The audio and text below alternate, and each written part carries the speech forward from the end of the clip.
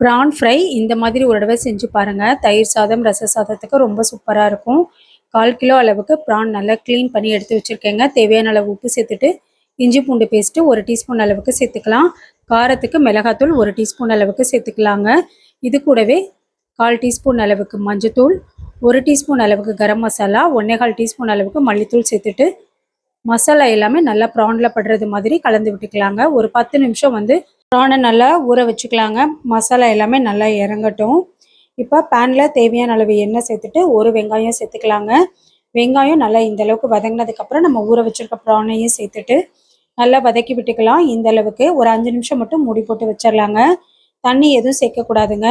இப்போ ஒரு 5 நிமிஷம் கழித்து பார்க்கலாம். நம்ம தண்ணி சேர்க்கல, ப்ரான்லேருந்து நல்லா தண்ணி விடுங்க. 5 நிமிஷத்துக்கு மேலே வேக வைக்க வேணாங்க, ரப்பர் மாதிரி ஆயிரும். காரசாரமான ப்ரான் ஃப்ரை ரெடிங்க. தயிர் சாதம், ரச சாதத்துக்கு அல்டிமேட்டாக இருக்கும். செஞ்சு பார்த்துட்டு உங்கள் கமெண்ட்ஸை சொல்லுங்கள்.